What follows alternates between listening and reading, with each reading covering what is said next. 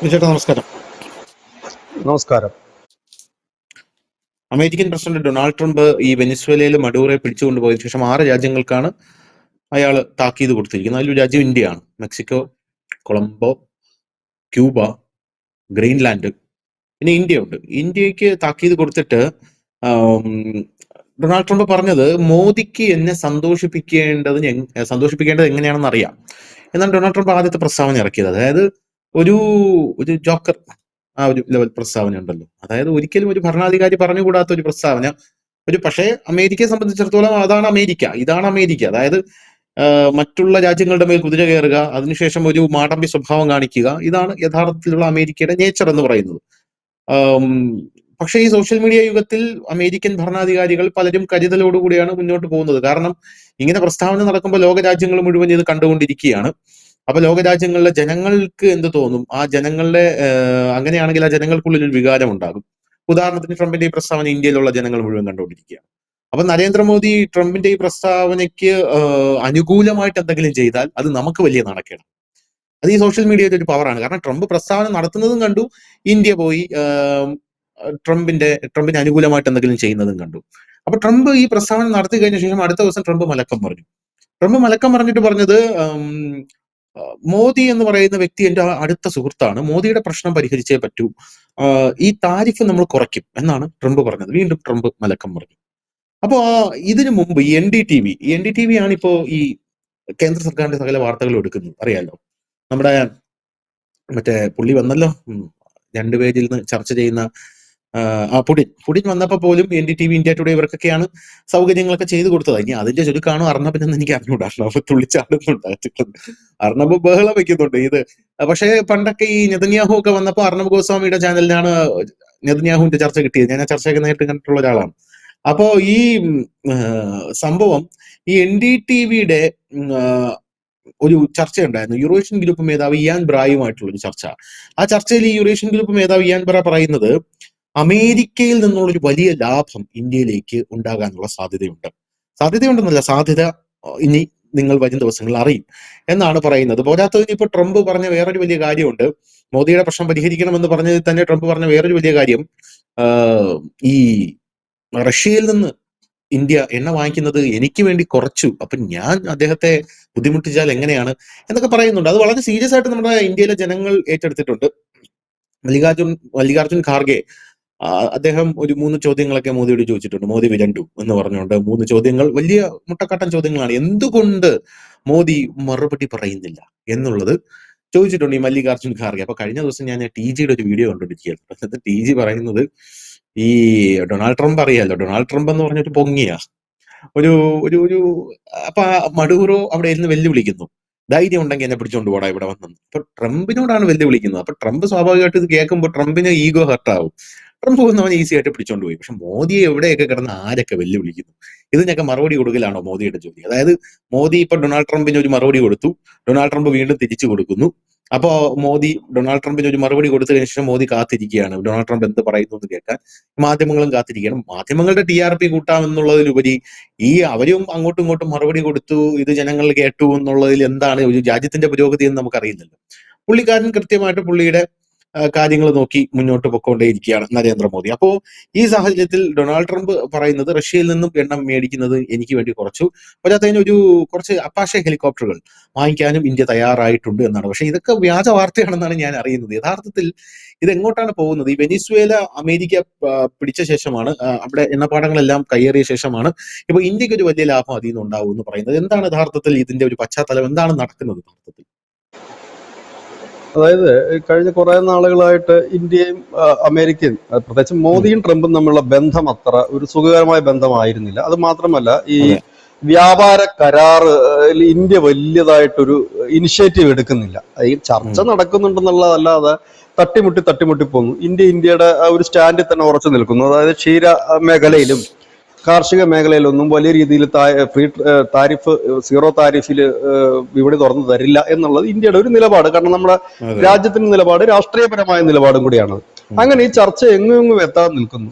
ഇതിനിടയിൽ അപ്രതീക്ഷിതമായിട്ടൊരു വലിയ ട്വിസ്റ്റ്, അതായത് ഇപ്പൊ ഈ നമ്മൾ മലയാളത്തിൽ പറഞ്ഞാൽ ഇലയ്ക്കും മുള്ളിനും കേടില്ലാതെ പ്രശ്നം പരിഹരിക്കുന്ന ഒരു സാധനം, അതായത് ആർക്കും നഷ്ടവുമില്ല എന്ന ലാഭം ഒട്ടും ഉണ്ട് താനും, അങ്ങനത്തെ ഒരു രീതിയിലേക്ക് ഇപ്പൊ കാര്യങ്ങൾ പൊടുന്നനെ മാറി മറിഞ്ഞിരിക്കുന്നു.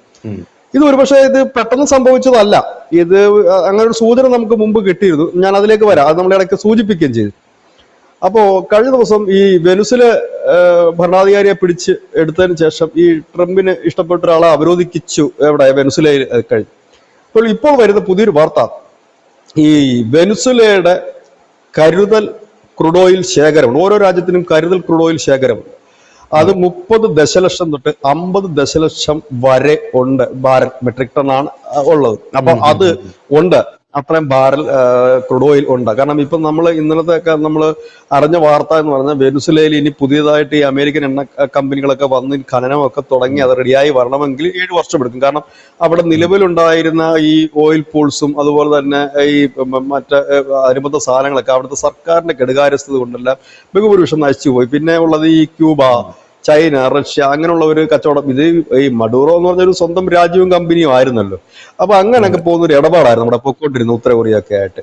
അപ്പൊ ഇവിടെ വന്നു കഴിഞ്ഞിട്ട് ഇപ്പൊ ഇവര് വരുമ്പോ 7 വർഷം എടുക്കും. പക്ഷെ ഇവരുടെ കയ്യിലേക്ക് ഇത്രയും ദശലക്ഷം ബാരൽ ക്രൂഡ് ഓയിൽ എത്തുക എന്ന് പറഞ്ഞു കഴിഞ്ഞാൽ, അതിപ്പോ ട്രംപ് മറ്റൊരു ഡയലോഗ് പറഞ്ഞിട്ടുണ്ട്, ഇത് എന്റെ കൈവശം ഞാൻ വെക്കും, ഞാൻ കച്ചവടം ചെയ്യും. അതിനെക്കുറിച്ച് വലിയ ചർച്ച നടക്കുന്നുണ്ട്. എന്റെ കൈവശം വെക്കും, ഞാൻ കച്ചവടം ചെയ്യും, ഇതിന്റെ ഗുണം അമേരിക്കക്കാർക്ക് കിട്ടും എന്നും കൂടെ അദ്ദേഹം പറയുന്നത്. ഇനി അദ്ദേഹം നേരിട്ട് കച്ചവടം ചെയ്യുമോ എന്നറിയില്ല. കാരണം അദ്ദേഹം ഒരു ബിസിനസ്സുകാരൻ, എവിടെയും അദ്ദേഹത്തിന്റെ ബിസിനസ് താല്പര്യങ്ങൾ സംരക്ഷിക്കാൻ നോക്കാറുണ്ട്, ഇപ്പൊ പാകിസ്ഥാനിലാണെങ്കിൽ തന്നെ. പക്ഷെ ഇവിടുത്തെ ഒരു രസകരമായ കാര്യം എന്ന് വെച്ചാൽ, ഇത്രയും ഒരു ഹ്യൂജ് ആയിട്ട് ഒരു ക്രൂഡ് ഓയിലിന്റെ ഒരു ശേഖരം ഇവരുടെ കിട്ടിക്കഴിയുമ്പോൾ ഇത് വാങ്ങാൻ ആള് വേണ്ടേ, എന്നാലല്ലേ അമേരിക്കക്ക് പൈസ കിട്ടും. ഇന്ന് ലോകത്തിലെ ഏറ്റവും കൂടുതൽ എണ്ണ വാങ്ങുന്ന രാജ്യങ്ങളിൽ ഒന്ന് ഇന്ത്യയും ചൈനയുമാണ്. പക്ഷെ ചൈനയുമായിട്ട് ഇപ്പോൾ ബന്ധം അത്ര നല്ലതല്ല. ചൈനയ്ക്ക് ഈ എണ്ണ കൊടുക്കാനും കഴിയില്ല. കാരണം ചൈന വെനുസുലയിൽ നിന്ന്, ചൈന റഷ്യയും കൂടെ ആയിരുന്നു വെനുസുലയുടെ എണ്ണ നിയന്ത്രിച്ചുകൊണ്ടിരുന്നത്. ചൈന ആയിരുന്നു അവിടുത്തെ ഒരു 80% ഈ ഓയിൽ പൂൾസ്. അപ്പൊ പിന്നെ എങ്ങനെയാണ് അവന്മാർക്ക് ഇത് കൊടുക്കാൻ കഴിയുക? അപ്പൊ ഇത് പിന്നെ വാങ്ങാൻ ഒരു വലിയ ഒരു ബൾക്കായിട്ട് വാങ്ങാൻ കപ്പാസിറ്റി ഉള്ള വേറെ രാജ്യങ്ങളില്ല. യൂറോപ്യൻ രാജ്യങ്ങളൊക്കെ ഉണ്ടെങ്കിൽ ഇത്ര ബൾക്കായിട്ട് വാങ്ങാനുള്ള കപ്പാസിറ്റി അവർക്കില്ല. അപ്പൊ പിന്നെ ഉള്ളത് ഇന്ത്യയാണ്. ഇന്ത്യക്ക് ഇത് കൊടുക്കാം. കാരണം ചില റേറ്റ് കുറച്ച് കൊടുത്ത്, നമ്മളിപ്പോ റേറ്റ് കുറച്ച് കിട്ടിക്കഴിഞ്ഞാൽ എവിടെ നിന്നായാലും നമ്മൾ വാങ്ങും. അപ്പോ റേറ്റ് കുറച്ച് കൊടുക്കാം, അപ്പൊ ഇന്ത്യ വാങ്ങും, സ്വാഭാവികമായിട്ട് തന്നെ ഇന്ത്യ വാങ്ങും, ഉറപ്പാണ്. അപ്പൊ ഇത് നമുക്ക് തരിക. അതിനുശേഷം വ്യാപാര കരാറ് ഒപ്പിടുകയും ചെയ്യാം. കാരണം വ്യാപാര കരാർ പിന്നെ ട്രംപിന് ടെൻഷൻ ഇല്ല. ഇനിയിപ്പോ ഈ കാർഷിക വിപണിയും ക്ഷീരോത്പാദന വിപണിയും ഒക്കെ നമ്മൾ എല്ലാ രാജ്യങ്ങൾക്കും തുറന്നു കൊടുക്കുന്ന അത്രയും ശതമാനം അമേരിക്കയ്ക്കും കൊടുത്തു കഴിഞ്ഞാലും ടെൻഷൻ അടിക്കേണ്ട കാര്യമില്ലെങ്കിൽ, അതിനകത്ത് ടെൻഷൻ വിഷമിക്കേണ്ട കാര്യമില്ല. കാരണം എന്താ, ഇവിടെ അതിലും വലിയ പിന്നെ പണമാണ് കിട്ടുന്നത്. അതൊരു വലിയ വിഷയം. പിന്നെ താരിഫ് എന്ന് പറയുന്നത് കുറയ്ക്കും എന്ന് അദ്ദേഹം പറയുന്ന കാര്യം, താരിഫ് കുറച്ചാലും നഷ്ടമില്ല അവർക്ക്. കാരണം കഴിഞ്ഞ ദിവസം ട്രംപ് പറയുകയുണ്ടായി, ഞാൻ ഈ താരിഫ് വർദ്ധിച്ചത് മൂലം 600 ബില്യൺ ലാഭം നമുക്കുണ്ടായതൊക്കെ പുള്ളി പറയുകയുണ്ടായി. ഇതിനിടയിൽ ട്രംപിന്റേതായ ഒരു സ്റ്റൈല് പറയണമല്ലോ, അത് വെറുതെ ഞാൻ താരിഫ് കുറച്ചു എന്നല്ല. കാരണം ഈ എണ്ണ വാങ്ങണം. പക്ഷെ അപ്പൊ ഈ ധനുഷ് വന്ന കണക്ക് തന്നെ ഒരു പൊങ്കിയാണ് പുള്ളി. അതിന്റെ ഇടയ്ക്ക് പുള്ളി പറഞ്ഞു, ഒരു 68 അപ്പാച്ച ഹെലികോപ്റ്ററിനോട് ഇന്ത്യ ഓർഡർ തന്നിട്ടുണ്ടെന്ന്. അപ്പൊ അത് ഇന്ന് കേന്ദ്ര സർക്കാർ നിഷേധിച്ചിട്ടുണ്ട്. കേന്ദ്ര സർക്കാർ പറഞ്ഞത് 2020 ഞങ്ങൾ ഒരു 6 അപ്പാച്ച ഹെലികോപ്റ്ററിന് കരാർ ഒപ്പിട്ടായിരുന്നു. അത് 6 കിട്ടി. ഇനി ഞങ്ങൾക്ക് അപ്പാച്ച ഹെലികോപ്റ്റർ വേണ്ട. കാരണം ഇപ്പൊ ഇന്ത്യ ശ്രദ്ധ പതിപ്പിക്കുന്ന മുഴുവൻ സ്വന്തം ഹെലികോപ്റ്ററായ പ്രജന്റ് ആണ്. ഈ പ്രജന്റും അപ്പാച്ചും തമ്മിലുള്ള വ്യത്യാസം എന്താ വെച്ചാൽ, അപ്പാച്ച ഈ മരുഭൂമി സമതല പ്രദേശങ്ങൾ ഇവിടൊക്കെ അറ്റാക്ക് നടത്താൻ ഏറ്റവും അടിപൊളിയായിട്ടുള്ള ഒരു ഹെലികോപ്റ്റർ ആണെങ്കിൽ, നമ്മൾ സ്വന്തമായി വികസിപ്പിച്ചെടുത്ത് ഈ പ്രജന്റ് എന്ന് പറയുന്ന ഈ മലനിരകള്, അതുപോലെ വളരെ ഹൈറ്റിൽ നമുക്ക് ഈ കാർഗിൽ പോലുള്ള പ്രദേശങ്ങളൊക്കെ നമുക്ക് കൂടുതലാണ്. അവിടെ അറ്റാക്ക് നടത്താൻ ഏറ്റവും കൂടുതൽ കപ്പാസിറ്റി ഉള്ളതും ഈ മഞ്ഞ് മലകളിൽ ലാൻഡ് ചെയ്യാൻ ഇതുള്ളതും ഒക്കെ ഈ പ്രജന്റിനാണ്. അപ്പൊ നമ്മളിപ്പോ അതിനാണ് കൂടുതൽ ഊന്നൽ കൊടുക്കുന്നത്. അപ്പൊ നമുക്ക് ഇതിന്റെ ആവശ്യകത ഇല്ല എന്നാണ് ഇന്ത്യ പറയുന്നത്. പിന്നെ ട്രംപ് ആയതുകൊണ്ട് പുള്ളിക്ക് ഒരു ഇത് വേണമല്ലോ, അങ്ങനെ പുള്ളി പറയുന്നതാണ്. ഇതാണ് ഇതിന്റെ അടിസ്ഥാനപരമായ കാര്യം. ഇപ്പൊ റഷ്യയുടെ എണ്ണ വാങ്ങുന്നു കുറഞ്ഞു എന്ന് ആദ്യം പുള്ളി നിർത്തിയെന്നാ പറഞ്ഞു. ഇപ്പോഴല്ല, എനിക്ക് തോന്നുന്നു 2 ആഴ്ചക്ക് മുമ്പ് പുള്ളി പറഞ്ഞത് ഞാൻ പറഞ്ഞത് കേട്ടു, ഇന്ത്യ പൂർണ്ണമായി നിർത്തിയിട്ടില്ല എന്നുള്ള കാര്യം നമ്മൾ പിന്നെ കണക്ക് സഹിതം പുറത്തു വരികയാണ്. പിന്നെ ഈ റോസ്നെഫ്റ്റും ലൂക്കോയിലും ഒക്കെ ഉപരോധം വന്നു കഴിഞ്ഞപ്പോൾ റിലയൻസ് അടക്കമുള്ള കമ്പനികൾ അവിടുന്ന് വാങ്ങുന്നില്ല. വാങ്ങുന്നില്ലാത്തത് കൊണ്ട് അത് ഇദ്ദേഹത്തിന് പറയാൻ പറ്റും, കുറഞ്ഞു എന്ന് പറയാൻ പറ്റും. ഇപ്പൊ വെനിസുല എന്നുള്ള എണ്ണ കച്ചവടം ചെയ്യാൻ ഒരു രാജ്യമില്ല, ഇന്ത്യയെ കൊണ്ട് അത് വാങ്ങാൻ പറ്റൂ. ഇന്ത്യയാണ് റേറ്റ് കുറച്ച് കൊടുത്ത് വാങ്ങുകയും ചെയ്യും. അപ്പൊ ഈ ഒരു സാഹചര്യത്തിൽ താരിഫും കുറച്ച് ഈ വ്യാപാര കരാറ് ഇപ്പൊ ഇന്ത്യയുടെ നിലപാട് അങ്ങനെയാണെന്ന് ഇരിക്കട്ടെ, ചെറിയൊരു ഇളവൊക്കെ അങ്ങോട്ടും ഇങ്ങോട്ടും ഒക്കെ കൊടുത്ത് അതങ്ങ് ഒപ്പിട്ട് കഴിഞ്ഞാൽ പ്രശ്നം അതോടുകൂടി സോൾവ് ആകും, ഇലയ്ക്കുമുള്ളിലും കേടില്ല. അതുമാത്രവുമല്ല, ഈ ഈ അടുത്ത സമയങ്ങളിൽ നമ്മൾ കണ്ടിരിക്കുന്നത്, ഈ ഇന്നലെ ട്രംപ് മറ്റൊരു കാര്യം കൂടെ പറഞ്ഞു, ഈ പാശ്ചാത്യ രാജ്യങ്ങളുടെ പകുതി കൂടുതലും അമേരിക്കയ്ക്ക് അവകാശപ്പെട്ട രാജ്യങ്ങളാണ് എന്നാണ്. അതായത് അമേരിക്കയോടൊപ്പം ചേരാൻ പോകുന്ന രാജ്യങ്ങളാണെന്നും കൂടി പറഞ്ഞു. അതായത് ഇദ്ദേഹം ഒരു പാശ്ചാത്യ ശക്തികളുടെ ഒരു ഗ്രൂപ്പ് ലീഡറായിട്ട് അതിനെല്ലാം കൂടെ ഒന്നിപ്പിച്ച് നിർത്തി മുമ്പോട്ട് പോകാൻ ശ്രമിക്കുന്ന ഈ ഒരു സമയത്ത് തന്നെയാണ് റഷ്യ ഉക്രൈന്റെ ഒരു വാറ് കൊടുമ്പിരി കൊണ്ട് നടക്കുന്നു. ചൈന വലിയ നീക്കങ്ങൾക്ക് ഒരുങ്ങുന്നുണ്ട്. ചൈന ഇപ്പൊ തൈവാനെ ആക്രമിക്കുമോ ഇല്ലയോ എന്നറിയില്ല. അതായത് ഈ ദക്ഷിണ ഏഷ്യയിലും ഒക്കെ പിടിമുറുക്കാനായിട്ട് ചൈന വലിയ നീക്കങ്ങളാണ് നടത്തുന്നത്. കാരണം അമേരിക്കയുടെ നേരെ ഓപ്പോസിറ്റ് ആയുധബലത്തിലല്ല, മറ്റ് സാമ്പത്തിക കാര്യങ്ങൾ നോക്കുമ്പോൾ ചൈന മാത്രമാണ്. ഇന്നലെ തന്നെ ട്രംപ് പറഞ്ഞൊരു കാര്യമുണ്ട്, ഞാൻ ഗ്രീൻലാൻഡ് പിടിക്കുന്നത് എന്തിനാണെന്ന് നിങ്ങൾക്ക് അറിയാമോ എന്ന് അദ്ദേഹം ചോദിച്ചു. അതിന് കാരണം ഈ ഗ്രീൻലാൻഡിന് ചുറ്റും റഷ്യയുടെയും ചൈനയുടെയും പടക്കപ്പലുകളാണ്, ചാരക്കപ്പലുകളാണ് കിടക്കുന്നത്. അതുകൊണ്ട് തന്നെ ഞാൻ ഗ്രീൻലാൻഡ് പിടിച്ചെടുത്തു കഴിഞ്ഞാൽ ഈ പ്രശ്നം തീരുമെന്നാണ് പറയുന്നത്. അപ്പൊ ചൈനയെ ഒതുക്കണമെന്നുണ്ടെങ്കിൽ ഈ ഒരു മേഖലയിലെ പ്രധാനപ്പെട്ട ശക്തിയുള്ള രാജ്യമാണ് ഇന്ത്യ. ഇന്ത്യയെ പിണക്കിക്കൊണ്ട് ചൈന ഒതുക്കാൻ നടക്കത്തില്ല.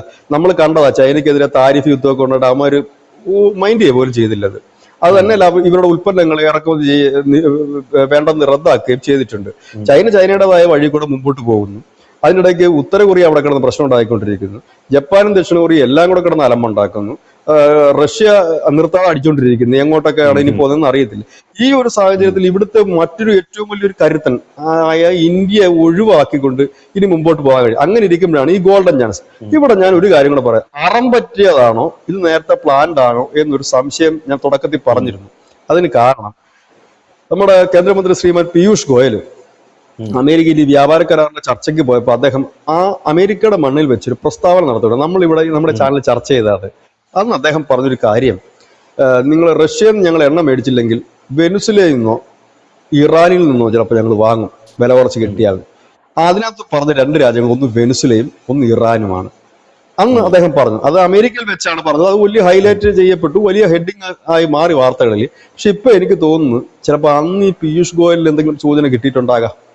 ട്രംപിന്റെ ഞങ്ങളിപ്പോൾ ഉടനെ തന്നെ വെനുസുല പിടിക്കുന്നുണ്ട്, ഇല്ലെങ്കിൽ നിങ്ങൾക്ക് അവിടെ തരാം, ഇനി അങ്ങനെ എന്തെങ്കിലും സൂചന കിട്ടിയിട്ടായിരിക്കണമല്ലോ. ഇല്ലെങ്കിൽ ഈ രണ്ട് രാജ്യങ്ങൾ രണ്ടും എണ്ണ ഉൽപ്പാദക രാജ്യങ്ങൾ തന്നെയാണ്, അങ്ങനെ എടുത്തു പറയേണ്ട ഒരു ആവശ്യമില്ല.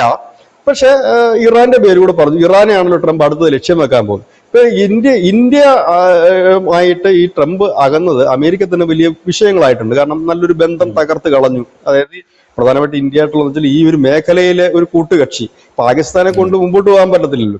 അവർക്ക് കഞ്ഞി കുടിക്കാൻ ഗതിയില്ല, ആയുധങ്ങൾ കൊണ്ട് ഇറക്കി കൊടുക്കാം, അവിടെ ഇരുന്ന് അടിക്കാം, അങ്ങോട്ടും ഇങ്ങോട്ടൊക്കെ രാജ്യങ്ങളെ ആക്രമിക്കാം എന്നുള്ളതേ ഉള്ളൂ. അതിനപ്പുറത്തേക്ക് കാര്യങ്ങളൊന്നുമില്ല. പക്ഷെ ചൈനയെ തടയിട്ടേ പറ്റൂ. ചൈനയെ തടയിടണമെങ്കിൽ ഇന്ത്യ. ഇതിനിടയിൽ മറ്റൊരു നീക്കം കൂടെ നടന്നു, അതുകൂടെ നമുക്ക് പറഞ്ഞ് അവസാനിപ്പിക്കാം.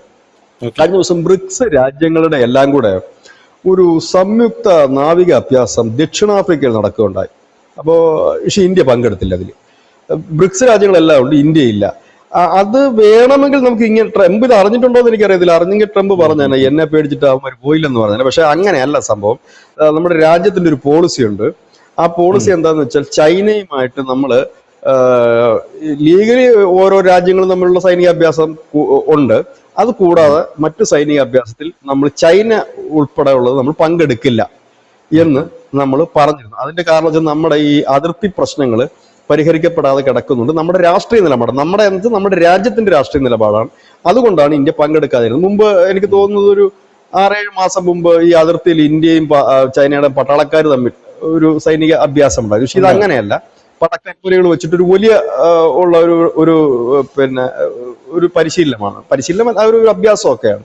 അതിൽ ഇന്ത്യ പങ്കെടുക്കാത്തതിന്റെ കാരണം ഇതാണ്. നമ്മുടെ പോളിസിയിൽ നമ്മൾ ഇതുവരെ മാറ്റം വരുത്തിയിട്ടില്ലാത്തത് കൊണ്ടാണ്. ബാക്കിയുള്ള രാജ്യങ്ങളൊക്കെ പങ്കെടുത്തിട്ടുമുണ്ട്. ഇതാണ് കാരണം. അതായത് ഇത്രയേ ഉള്ളൂ സംഭവം. ഇന്ത്യ അമേരിക്ക ആ ഇടക്കാലത്തുണ്ടായ പിണക്കം മാറുന്നു. അതായത് വെനുസുല വീണത് ഒരർത്ഥത്തിൽ പറഞ്ഞാൽ ഇന്ത്യക്ക് ഗുണകരമാണ്. ഇനി ഇന്ത്യയെ സംബന്ധിച്ച് വേറൊരു വലിയ കാര്യം കൂടെ നരേന്ദ്രമോദി കയറിയതിനു ശേഷം നടപ്പാക്കിയിട്ടുണ്ട്. അതായത് നമ്മുടെ ക്രൂഡ് ഓയിൽ ശേഖരം ഇപ്പം 652 മില്യൺ മെട്രിക് ടണ്ണാണ്. ഇത് കൂടാതെ നമ്മുടെ റിഫൈനറീസ്, പെട്രോൾ പമ്പുകൾ, ഇതെല്ലാം കൂടെ കൂട്ടിയിട്ട് നമുക്ക് ഏതാണ്ട് 90 തൊട്ട് 120 ദിവസം വരെ ഇനി എങ്ങൊന്നും ക്രൂഡ് ഓയിൽ കിട്ടിയില്ലെങ്കിലും നമ്മുടെ രാജ്യം മുമ്പോട്ട് പോകും. അതെനിക്ക് 4 മാസത്തോളം 120 ദിവസം വരെ. അത്രയും കരുതൽ ശേഖരം നമുക്കുണ്ട്. അപ്പോൾ ഓരോ രാജ്യത്തിനും കരുതൽ ശേഖരമുണ്ട്. ഇപ്പൊ വെനിസുലയുടെ കരുതൽ ശേഖരം എടുത്തിട്ടാണ് ഇപ്പൊ ട്രംപ് കച്ചവടം ചെയ്യാൻ പോകുന്നത്. കാരണം അത് ഓൾറെഡി ഇതാണ്. നമ്മളിപ്പം ഈ മോദി കയറിയതിനു ശേഷം ബാംഗ്ലൂരിലും ആന്ധ്രയിലും അടക്കം ഇതിന്റെ സംഭരണശാലകൾ തുറന്നു പുതിയതായിട്ട്, വലിയ സംഭരണശാലകൾ. അപ്പൊ നമ്മുടെ കരുതൽ ശേഖരമാണത്. എല്ലാ രാജ്യങ്ങളും കരുതൽ ശേഖരം ഉണ്ടാവും. നമ്മുടെ കരുതൽ ശേഖരം ഇതാണ്. 652 മില്യൺ മെട്രിക് ടൺ ആണ്. ഇത് കൂടാതെ നമ്മുടെ റിഫൈനറീസ് ഉണ്ട്, സ്വകാര്യ റിഫൈനറീസ് അടക്കം. അത് ഒപ്പം തന്നെ പെട്രോൾ പമ്പുകൾ ഉൾപ്പെടെ ഉള്ളിടത്തെ കാര്യമാണ് പറഞ്ഞത്. 90 to 120 ദിവസം വരെ നമുക്ക് പറ്റും. ഇതാണ് ഇതിന്റെ ഒരു പൊളിറ്റിക്കൽ ഇത് വശം.